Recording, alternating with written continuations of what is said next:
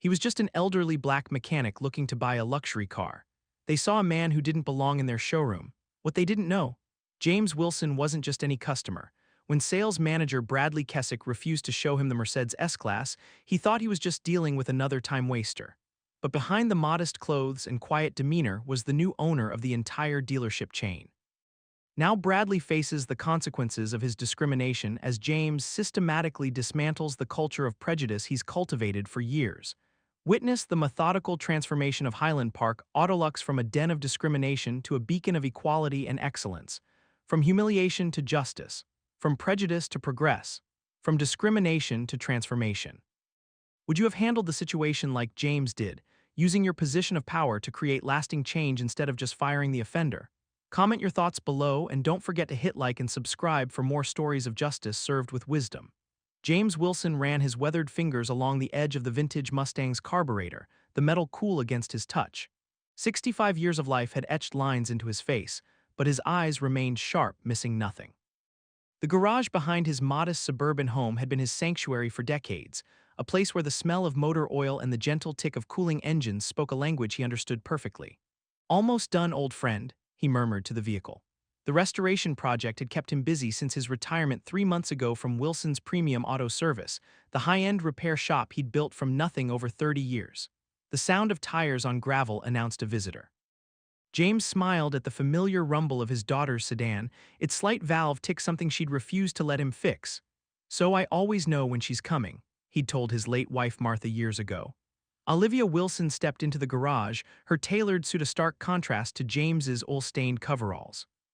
At 42, she'd become one of the most respected corporate attorneys in the city, her fierce intelligence and uncompromising ethics making her as feared in a boardroom as she was loved by her father.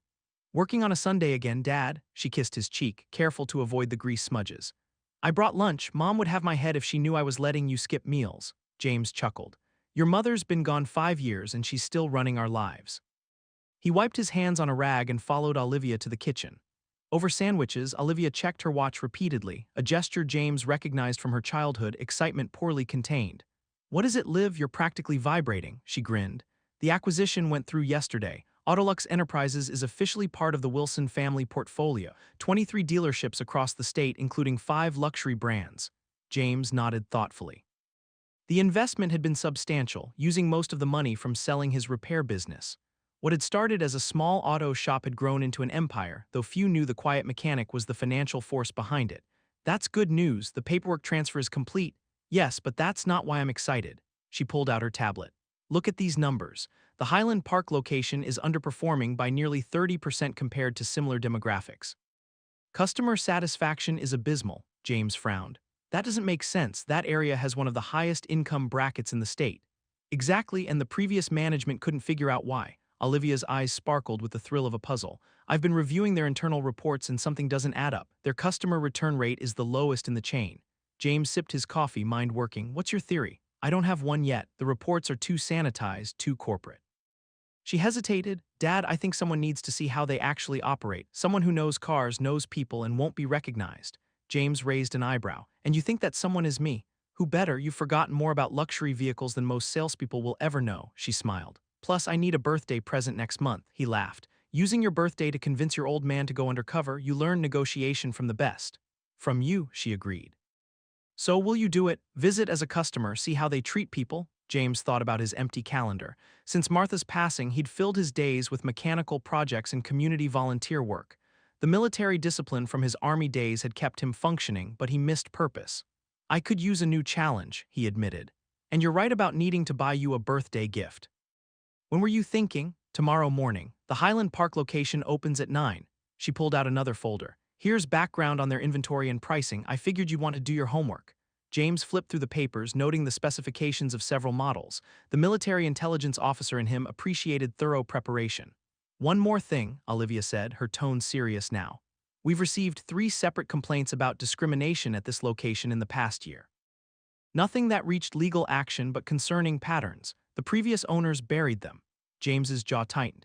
He'd faced plenty of discrimination in his life, from his early days as the only black mechanic at the luxury garage where he'd started, through building his business in a predominantly white industry. He'd always met prejudice with excellence, letting his work speak louder than bigotry. "I'll go in casual," he decided. Nothing that screams successful business owner. Let's see who they really are when the bosses aren't watching. That evening, after Olivia left, James sat in his study reviewing the dealership materials. On the wall hung his military commendations next to photos of Martha and Olivia. In the center was the framed first dollar he'd earned at his shop, alongside a newspaper clipping, "Local mechanic builds auto empire." Few connected the modest James Wilson with the financial success he'd quietly accumulated.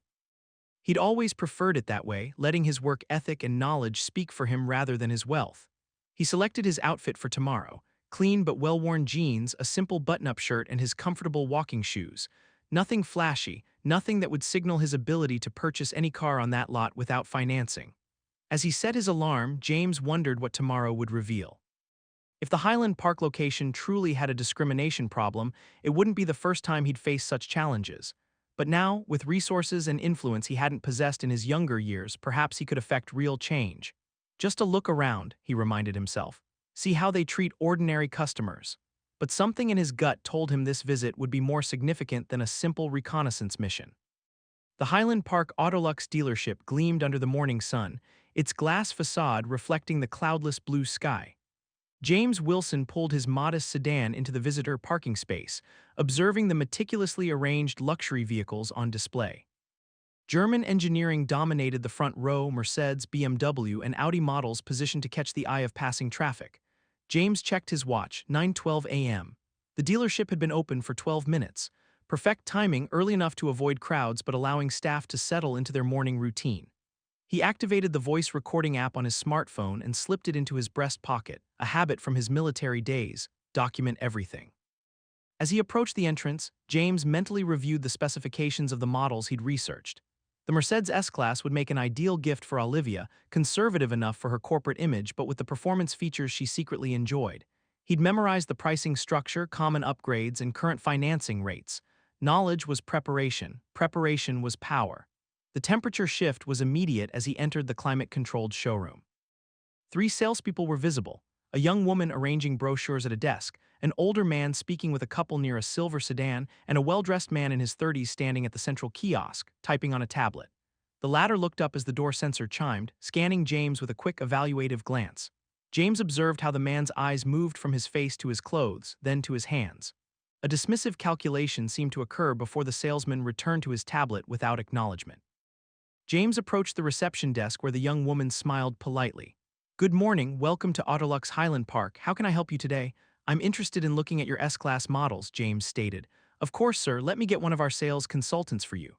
She pressed a button on her desk. James waited, observing the showroom. The older salesman was actively engaged with the couple, his body language attentive and respectful. Younger man at the kiosk continued working on his tablet, despite having clearly seen James enter. After 2 minutes, the receptionist looked uncomfortable. She pressed the button again. "I'm sorry for the wait. Mr. Bradley will be with you shortly." "No problem," James replied calmly, though he noted the discrepancy. The man was literally 20 feet away. Finally, the well-dressed salesman approached, extending his hand with a practiced smile that didn't reach his eyes.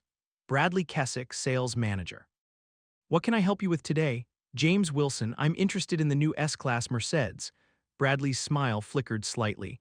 "The S-Class? That's our premium model, starting around $110,000. Perhaps I could show you something in a more accessible range. We have some excellent certified pre-owned options." James maintained his composure, noting the immediate attempt to downgrade his purchase. "I'm specifically interested in the S-Class. I've done my research." Bradley's expression remained skeptical. "Research is one thing, sir, but financing approval is another. We can start with a credit application to see what you might qualify for." "I won't need financing," James replied simply. A barely concealed chuckle escaped Bradley's lips. "Well, even our lease options require credit approval. Why don't we start by looking at the C-Class? It's much more reasonable." The bell at the entrance chimed again. A middle-aged white couple entered, dressed in casual but visibly expensive attire. Bradley's attention immediately shifted. "Excuse me one moment," he said to James, not waiting for a response before striding toward the newcomers. "Mr. and Mrs. Davidson. Wonderful to see you again. Did you enjoy your weekend test drive?" James stood patiently, observing how Bradley engaged with the Davidsons, attentive, laughing at their jokes, offering coffee. After 7 minutes, Bradley returned with a perfunctory apology. "Sorry about that. Now about that C-Class." "I'm still interested in the S-Class," James interrupted gently. "I'd like to see the models you have in stock." Annoyance flashed across Bradley's face.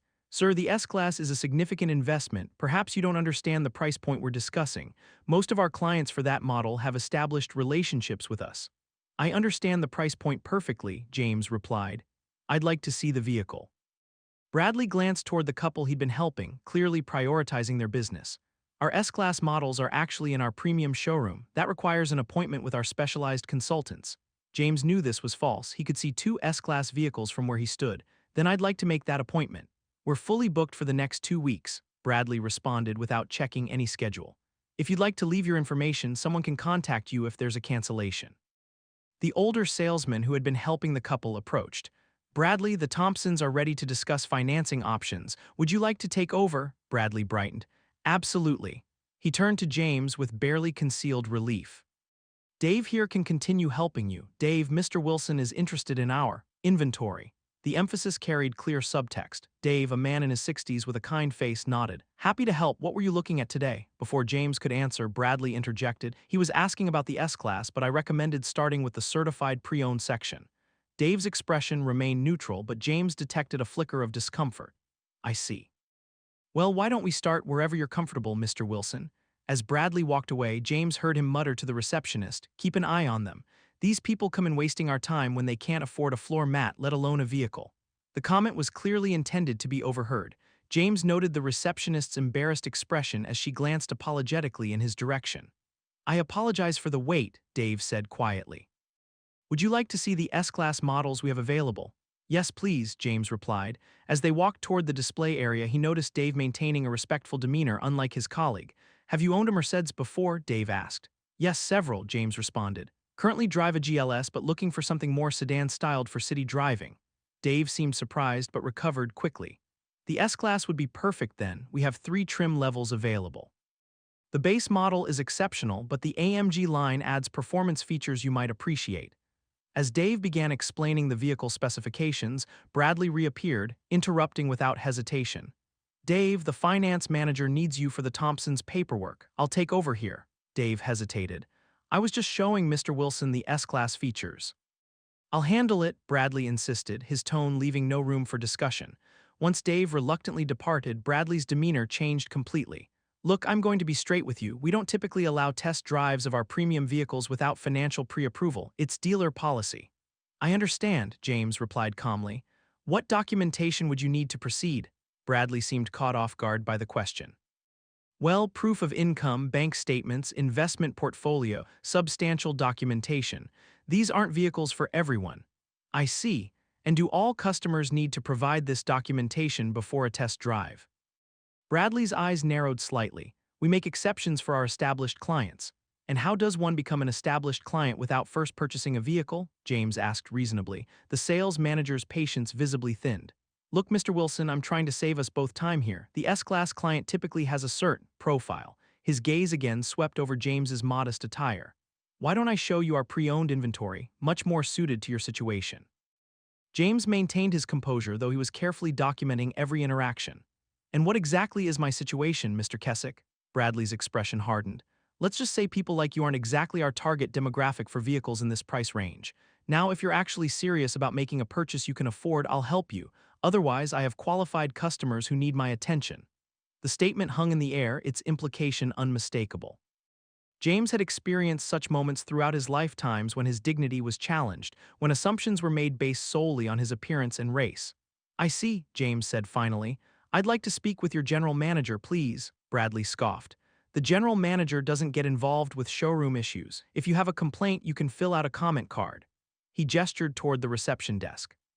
Now, if you'll excuse me, I have clients waiting who are actually prepared to make purchases today. As Bradley turned to walk away, James stepped forward. Mr. Keswick, I'd appreciate a moment with your management team. Bradley turned back, visibly annoyed. He stepped closer to James, his voice low but aggressive. Listen, I've been patient, but we're done here. Either look at vehicles in your price range or leave. This isn't the place for you to waste our time. I assure you I'm not wasting anyone's time, James replied. Bradley moved slightly closer, physically imposing himself between James and the showroom floor. Security monitors our showroom. If you continue to disturb our business, I'll have you escorted out. James stood his ground, calm but firm. Are you threatening to have me removed for inquiring about a vehicle? I'm telling you how things work here, Bradley hissed. Now I suggest you leave before this becomes embarrassing for you. James took a deliberate step back, maintaining his dignity. Thank you for your time, Mr. Keswick. This has been informative. As he walked toward the exit, James noticed several other customers watching the interaction. The receptionist looked down at her desk, clearly uncomfortable. Dave, returning from the finance office, caught James's eye with an apologetic glance. Outside in the parking lot, James stopped and carefully documented what had just occurred, speaking quietly into his phone's recorder. Noted the names, times, and specific statements. As he finished, he noticed a young man in an AutoLux uniform taking a smoke break near the service entrance. The young man nodded at James. They give you the runaround too, huh? I see it all the time from the service bay. James nodded. You work here long, 2 years in service, name's Marcus. He glanced around nervously. Bradley's got a reputation, not just with customers, if you know what I mean. James extended his hand. James Wilson. Mind if I ask you a few questions about how things operate around here? Marcus checked his watch. Got 5 minutes before I need to get back. What do you want to know? James leaned against his car, finishing his conversation with Marcus. The young service technician's insights confirmed his suspicions about Bradley's behavior. This wasn't an isolated incident. My break's over, Marcus said, checking his watch nervously.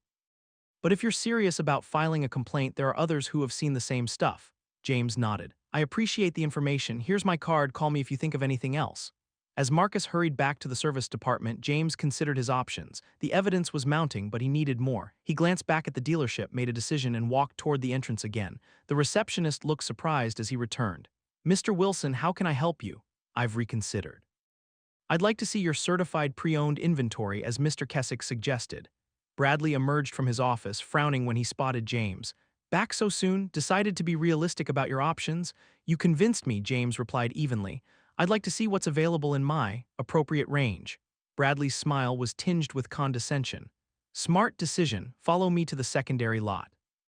They walked to a separate area where older models were parked. Bradley's phone rang and he answered immediately. Mrs. Harrington, wonderful to hear from you. The Continental, yes, it's still available. Can you come in this afternoon? He covered the mouthpiece. Wait here. These vehicles are all under $50,000. Let me know if any interest you. Without waiting for a response, he walked away, continuing his call. James methodically examined several vehicles, noting their condition and pricing. Each was significantly overpriced for its mileage and features, especially compared to the fair market values he'd researched the previous night. After 20 minutes, Bradley returned. Find anything suitable? Actually, I've been reconsidering the S-Class. James kept his tone measured. I've calculated the numbers and it's within my budget. Bradley's expression darkened. Look, I've been patient. We both know the S-Class isn't for you. Why waste my time? I'm a serious buyer interested in your premium inventory, James stated. A serious buyer, Bradley laughed loudly, drawing attention from nearby customers. Sir, the starting price of an S-Class would probably cover your annual income. These aren't vehicles for people in your demographic. The calculated insult hung in the air. Several customers looked uncomfortable. And what demographic would that be exactly? James asked quietly. Bradley lowered his voice. Let's be real. This is Highland Park. Our typical S-Class buyers are executives, doctors, successful entrepreneurs. They don't show up looking like, he gestured dismissively at James's attire, this. Appearances can be deceiving, James replied. Not in my experience, Bradley scoffed. 15 years in luxury sales and I can spot a time waster instantly. James remained calm. I'd still like to see the vehicle. Bradley stepped closer, invading James's personal space. Listen, I've humored you long enough. We're done here. Either look at vehicles you can actually afford or leave. I'd like to speak with your general manager, James repeated his earlier request. Not happening, Bradley snapped. You know what? We reserve the right to refuse service. I think it's time for you to go. On what grounds? You're disrupting business. Our security team can escort you out if necessary. Bradley placed his hand on James's shoulder, applying slight pressure to guide him toward the exit. Please remove your hand, James said firmly. Bradley's fingers tightened briefly before he stepped back. Fine, but I'm serious about security. Don't make this embarrassing for yourself. I'm simply trying to purchase a vehicle, James stated. Your treatment seems discriminatory. Discriminatory? Bradley laughed again, louder this time. Playing that card now, classic. This isn't about your race, it's about being realistic about what you can afford. James remained composed. Then show me the S-Class and I'll decide what I can afford. No, Bradley's patience had visibly evaporated. You need to leave now, James nodded slowly. I understand. Before I go, may I have your full name and position for my records? Records? Bradley sneered. What records? Planning to file some bogus complaint? Go ahead. He pulled out a business card and thrust it at James. Bradley Keswick, sales manager. Been here 8 years and I'll be here long after your complaint gets filed and forgot. Thank you for your assistance, Mr. Keswick, James replied, pocketing the card. As he walked toward the exit, James heard Bradley speaking to another salesperson. "That's the third one this month. These people come in here pretending they can afford luxury vehicles, wasting everyone's time." The receptionist looked embarrassed as she caught James's eye. He nodded politely to her as he left. In his car, James completed his voice recording, carefully noting each interaction, statement, and witness. The dealership's behavior had escalated exactly as he'd anticipated, from microaggressions to overt discrimination to physical intimidation. As he started his engine, his phone rang. Olivia's name flashed on the screen. "How did it go?" she asked when he answered. "Even worse than we expected," James replied. "But I have everything we need. Time to move to phase 2. James pulled into his driveway, mind already organizing the next steps. Inside his study, he transferred the voice recordings to his computer, creating backup copies and organizing them chronologically. Military training had taught him the value of methodical documentation. He opened a fresh document and began typing. Highland Park AutoLux Incident Report. Date Jan 1st, 2025. Time frame 9:12 a.m. to 11:47 a.m. Primary contact, Bradley Keswick, Sales Manager. Supporting documentation, voice recordings, business card, witness information. James carefully documented each interaction, noting exact quotes and timestamps. He highlighted 3 key escalation points. 1. Immediate steering toward lower-priced vehicles without assessing financial capacity. 2. Differential treatment compared to white customers, Davidson's, Thompson's, Harrington. 3. Physical intimidation and explicit refusal of service. The doorbell interrupted his work. Marcus Jenkins stood on the porch looking nervous. "I hope it's okay I came by," Marcus said. "I remembered more things after our talk." James welcomed him inside. "Your timing is perfect. I'm compiling evidence." Marcus sat at the kitchen table, fidgeting with his AutoLux employee badge. "Bradley's been doing this for years. Management knows, but they ignore complaints because he brings in high sales numbers." "You mentioned others have experienced similar treatment?" Marcus nodded. "At least 3 customers filed formal complaints last year, all minorities, all treated exactly like you were. The complaints mysteriously disappeared from our system. Do you have access to those records?" "Not directly, but I know someone in admin who might." Marcus hesitated. "I've been documenting incidents myself. Started after I saw an elderly black woman in tears after Bradley refused to let her test drive a vehicle her son was buying for her birthday." James's expression remained neutral, but his resolve strengthened. "Would you be willing to share your documentation?" "That's why I'm here." Marcus pulled out a flash drive. "Everything I've witnessed in the past year. Names, dates, details, been keeping it in case someone finally took action." James accepted the drive. "This is significant, Marcus. But I need to warn you, there could be backlash if your involvement becomes known." "I'm already looking for another job," Marcus admitted. "Can't stomach working there much longer anyway." After Marcus left, James began analyzing the new information. The flash drive contained detailed notes on 17 separate incidents of discriminatory treatment, all following the same pattern. Most troubling were emails showing management had been notified but took no corrective action. James's phone rang, Olivia calling. "I've been researching Highland Park's management structure," she said without preamble. "Found something interesting. Their general manager, Richard Hawkins, previously settled 2 discrimination lawsuits at another dealership, both sealed with NDAs. That explains the systemic issues," James replied. "I've collected substantial evidence today, including documentation from an employee." "Enough to justify action?" "More than enough," James confirmed. "I'm thinking beyond just addressing Bradley's behavior. The entire management structure needs overhaul." "Agreed. I'll prepare legal options." "When do you want to proceed?" James considered the timeline. "Let's gather more evidence first. I want to document the pattern thoroughly before confronting them." Over the next 3 days, James implemented a comprehensive investigation. 1. He engaged 2 additional testers, a black woman and a Hispanic man, to visit the dealership and document their experiences. Both encountered similar discrimination, though not as severe as James had faced. 2. He contacted former customers identified in Marcus's notes, securing written statements from 4 who had experienced discriminatory treatment. 3. He worked with Olivia to analyze Highland Park sales demographics, revealing disturbing patterns. Minority customers were consistently sold vehicles at higher interest rates and fewer luxury models than comparable white customers.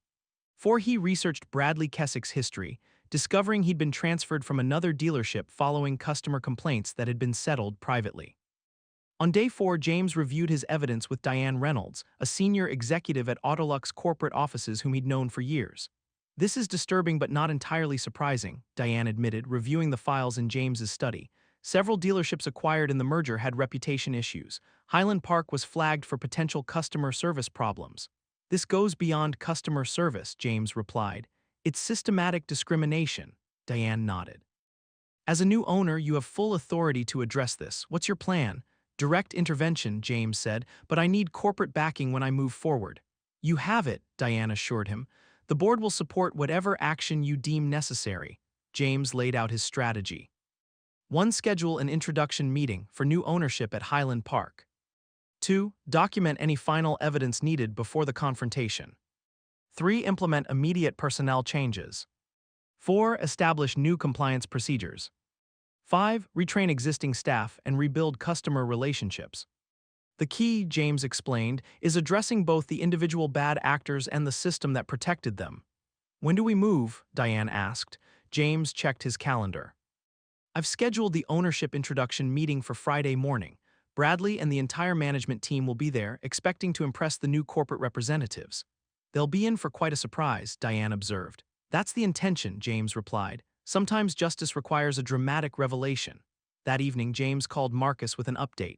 We're moving forward Friday. Your documentation was instrumental, but I need to know, are you prepared for potential fallout? I've secured another position starting next month, Marcus replied. Do what needs to be done. James spent the final preparation day reviewing every document, recording, and statement. The evidence was overwhelming. Highland Park AutoLux had cultivated a culture of discrimination that went beyond individual salespeople to systemic practices. As he finalized his presentation, James thought about the countless customers who had experienced similar treatment without the resources or position to challenge it. This action wasn't just about one dealership or one incident. It represented a necessary correction to an industry with a long history of discriminatory practices. Friday morning, he murmured to himself. Time for Bradley Keswick to learn that appearances can indeed be deceiving. James arrived at his office at 6:30 a.m., allowing ample time to prepare for the 9 a.m. meeting at Highland Park AutoLux. The early morning light filtered through the windows of the modest suite he maintained separate from the main corporate headquarters, a strategic choice that allowed him to operate with discretion when necessary. He methodically arranged the documentation packets, one complete set for himself, condensed versions for Olivia and Diane, and individual evidence folders for each Highland Park manager. Each folder contained only the evidence directly relevant to that person's actions or inactions, a targeted approach designed to prevent collective deflection of responsibility. At 7:15 a.m., Olivia arrived carrying a leather portfolio. Final legal review is complete, she reported, placing several documents on his desk.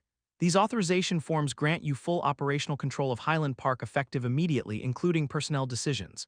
James nodded, signing where indicated. Any concerns from legal? None. Our documentation exceeds the evidentiary standard for discrimination cases by a considerable margin. The board has authorized all recommended actions. Good. James handed her a USB drive. This contains the presentation for today. I've structured it chronologically, starting with my personal experience and expanding to the pattern evidence. At 7:45 a.m., Diane arrived with confirmation that Highland Park's management team had assembled for what they believed was a routine introduction to new corporate ownership. The dealership had closed for the morning to accommodate the meeting, limiting potential disruptions. Security team, James inquired. In position, Diane confirmed. 2 plainclothes officers stationed at the dealership entrance, 2 more in the adjacent conference room. It has secured all digital systems to prevent any deletion of records. James nodded in approval. The military strategist in him appreciated the comprehensive preparation. And Marcus, scheduled to arrive at 9:30 a.m. after the initial confrontation, we've arranged temporary administrative leave with full pay to protect him from immediate retaliation.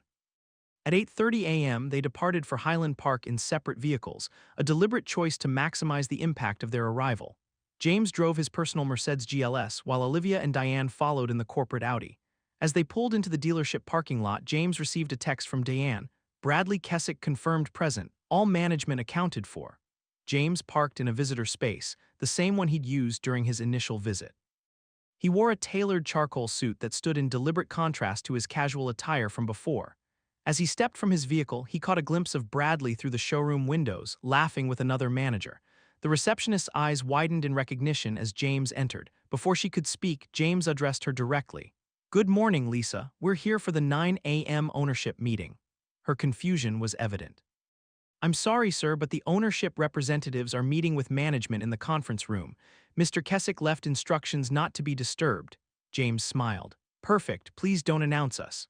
As he walked toward the conference room, Olivia and Diane flanking him, Lisa's puzzled gaze followed them. The conference room door was ajar, revealing 6 men in business attire seated around a large table. Richard Hawkins, the general manager, stood at the whiteboard outlining quarterly sales targets. Bradley sat near the head of the table, appearing relaxed and confident. The new corporate team should be here any minute, Hawkins was saying. Remember, they're just investors. They don't understand our business model. Keep technical jargon minimal and emphasize our customer satisfaction metrics. James knocked once and entered without waiting for acknowledgement. The conversation halted abruptly as 6 pairs of eyes turned toward him. Good morning, gentlemen, James stated calmly. Bradley's expression shifted from confusion to recognition, then to poorly concealed alarm. Mr. Wilson, there must be some mistake. We're waiting for the AutoLux corporate representatives. There's no mistake, James replied, placing his briefcase on the table. I am the corporate representative. More accurately, I'm the majority shareholder of AutoLux Enterprises. The silence that followed was profound. Hawkins recovered first, extending his hand. Mr. Wilson, we weren't informed. Clearly, James interrupted, ignoring the outstretched hand. Allow me to introduce my associates. This is Olivia Wilson, Chief Legal Counsel for AutoLux, and Diane Reynolds, Executive Vice President of Operations. Bradley's face had drained of color. There must be some confusion. You were here earlier this week looking at vehicles. Yes, I was conducting a customer experience assessment. James activated the conference room display. Today's agenda has changed, gentlemen. We're not here to discuss quarterly projections. We're here to address discriminatory practices at this dealership. Hawkins attempted to regain control. That's a serious accusation, Mr. Wilson. I assure you our customer service standards are discriminatory, systematically enforced, and well documented, James finished. Let me be more specific. He displayed the first slide, a timestamp still from his recorded visit showing Bradley physically blocking his path. This is from 4 days ago when I visited this dealership as a potential customer. For the next 12 minutes, James methodically presented the evidence: voice recordings of Bradley's comments, comparative documentation of customer treatment patterns, internal emails showing management awareness, and testimonials from former customers. The management team's reactions ranged from shocked silence to nervous glances. Bradley had slouched in his chair, a thin sheen of sweat visible on his forehead. This is outrageous, Hawkins finally protested. One customer's bad experience doesn't constitute discrimination. One customer might not, James agreed, which is why we have documentation of 17 similar incidents over the past year, all following the same pattern. Diane distributed the individual evidence folders. You'll find incidents specific to each of your areas of responsibility. Please review them carefully. As the managers examined the contents, James continued. Highland Park AutoLux has systematically discriminated against minority customers, steered them toward inferior vehicles, applied different financing standards, and created a hostile environment. These are isolated incidents, Hawkins insisted, though his confidence had visibly diminished. Isolated incidents don't create consistent patterns, Olivia countered, displaying a graph of sales demographics. Your dealership sells 62% fewer luxury vehicles to minority customers than statistical population distribution would predict, yet charges them an average of 3.2% higher interest. Bradley finally spoke, his voice strained. This is all circumstantial. You can't prove intent. Actually, we can, James replied, activating an audio recording. Bradley's voice filled the room. These people come in here pretending they can afford luxury vehicles, wasting everyone's time. Let me show you our pre-owned inventory, much more suited to your situation. People like you aren't exactly our target demographic. As the recording continued, Bradley's face reddened. When James finally switched it off, silence filled the room. Circumstantial, James asked quietly. Hawkins attempted damage control. Mr. Wilson, if there have been misunderstandings, we're certainly willing to address. This isn't about misunderstandings, James interrupted. This is about a systemic failure of leadership and ethics. Your dealership has violated company policy, federal law, and basic human decency. Bradley's composure finally cracked. You set me up. You came in here dressed like. Like what, Mr. Keswick? James asked. Like someone you felt entitled to discriminate against. Is proper treatment at your dealership contingent on how someone dresses? Bradley fell silent, realizing he was only incriminating himself further. James checked his watch.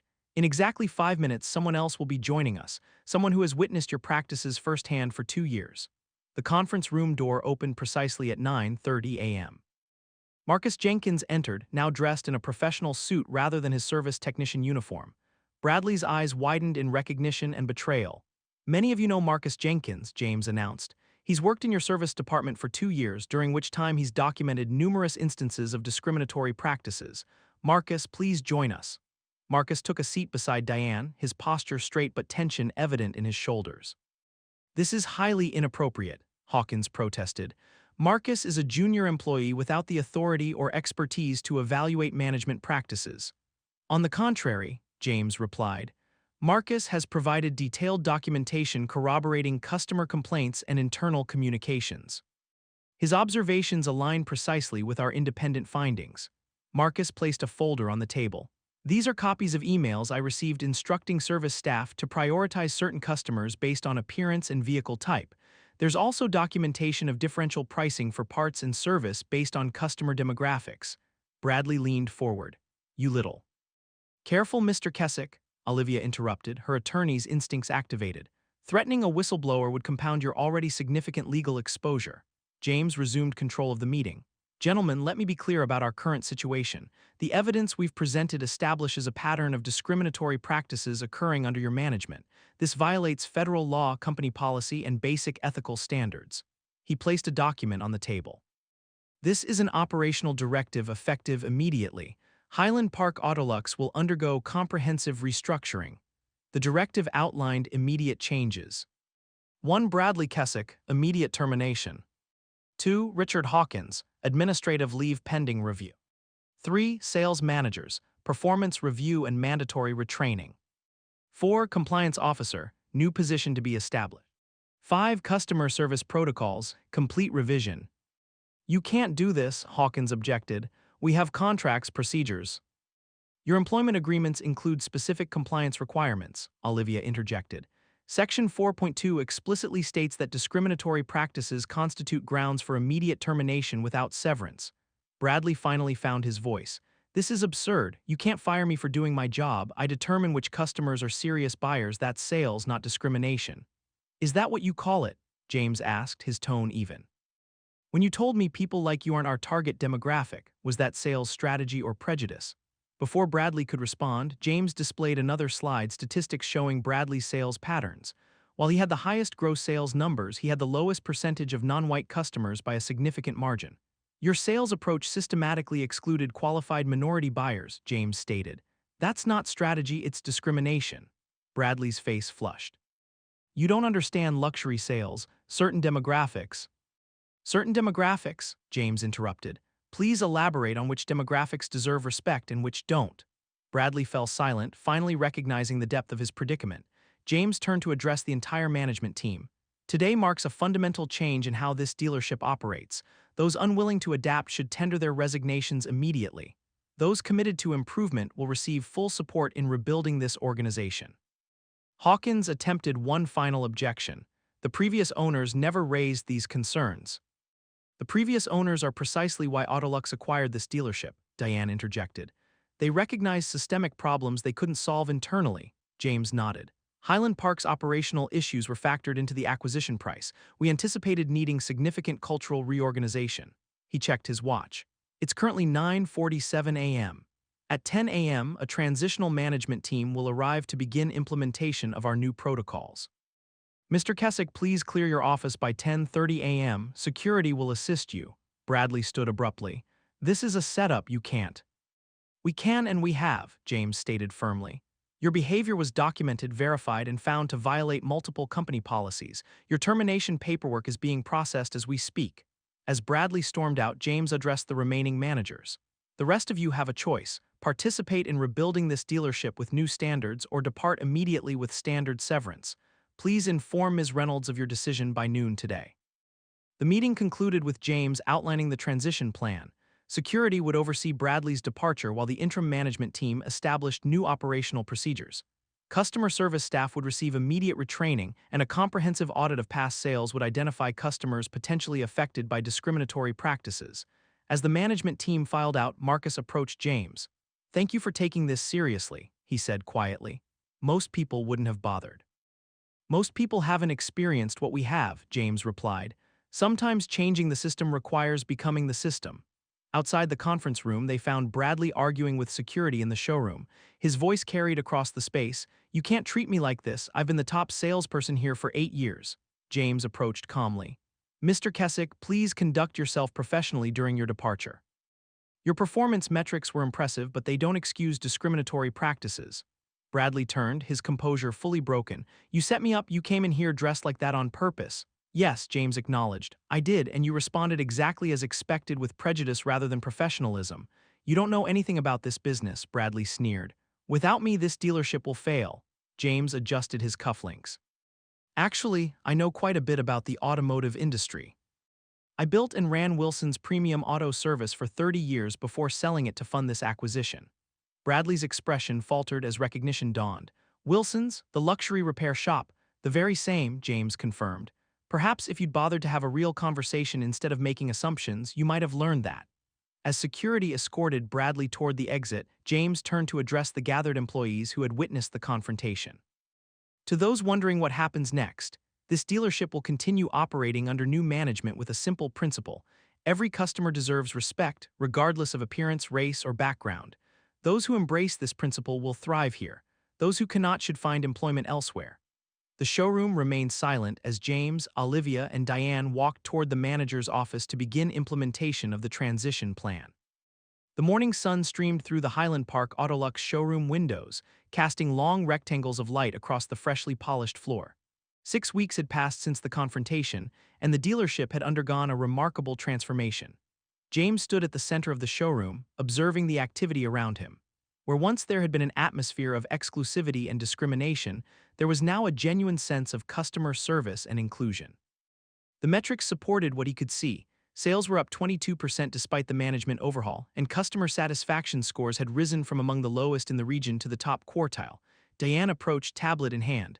"The quarterly numbers look promising. Highland Park is now our third highest performer in regional sales volume."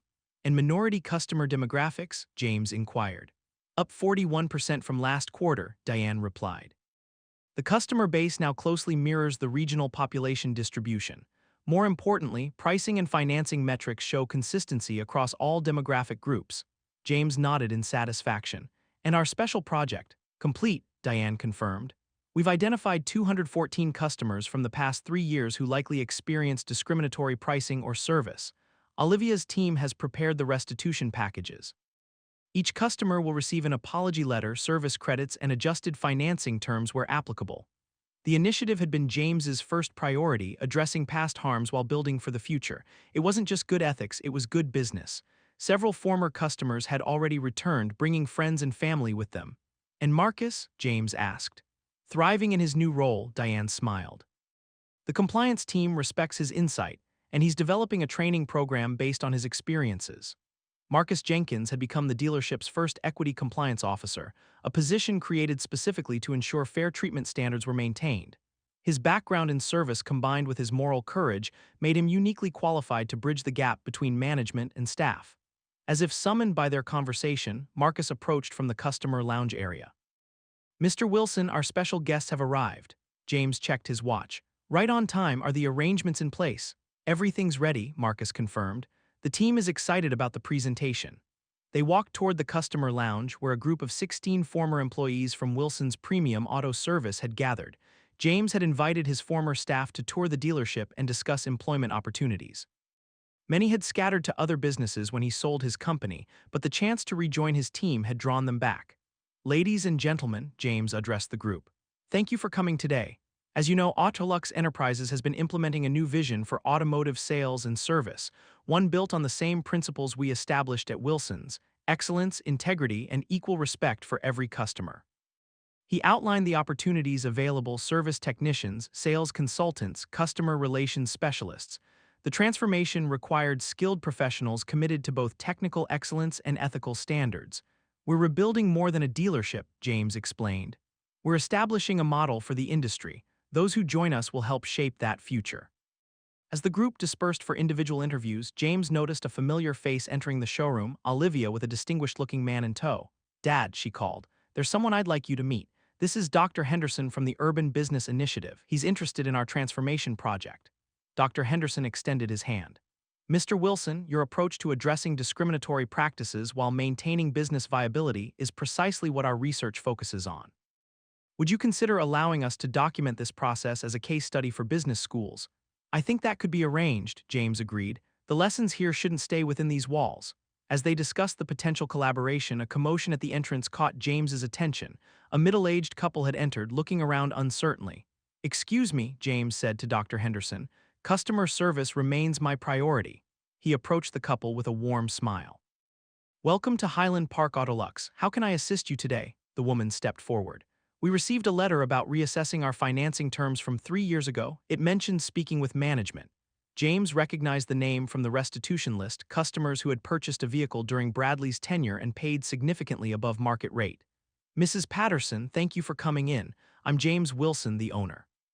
We've been reviewing past transactions and found that certain customers, including yourselves, may not have received our best available terms. I'd like to personally address that situation today." The couple exchanged surprised glances. "The letter mentioned possible compensation, but we didn't really believe it," Mr. Patterson admitted. "I understand your skepticism," James replied. "Unfortunately, the previous management team didn't always operate with transparency. Please join me in my office, and we'll review your specific situation." An hour later, the Pattersons left with restructured financing that would save them over $4,000 over the remainder of their loan term. Their expressions of disbelief and gratitude reinforced James's commitment to the transformation process. As the day concluded, James walked the showroom floor one final time. The space physically resembled what it had been 6 weeks earlier, but the atmosphere had fundamentally changed. Sales consultants engaged respectfully with all customers, information was transparent and accessible, and the subtle visual cues that had once signaled exclusivity had been replaced with genuine hospitality. In his office, James found Olivia waiting with a small gift bag. "What's this?" he asked. "Today marks 6 weeks since the takeover," she explained. The staff wanted to acknowledge it. Inside the bag, James found a framed photograph of the entire Highland Park team, a diverse group of professionals now united by a shared vision of excellence and equality. "They also wanted me to deliver a message," Olivia added. "Marcus said to tell you that yesterday they had their first $1 million sales day since the restructuring. They broke Bradley's record by 12%. James smiled.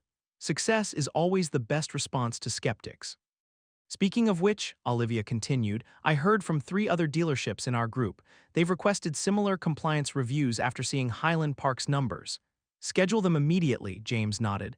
"The transformation shouldn't stop here." As they prepared to leave, James paused at the showroom entrance, looking back at what they had accomplished. The restitution program would continue for months, addressing past harms. The new management structure would strengthen and evolve. The cultural changes would deepen with time and consistent reinforcement. What had begun as a simple assessment visit had catalyzed a fundamental shift, not just in one dealership but potentially across an industry with a troubling history of discrimination. "Ready to go?" Olivia asked.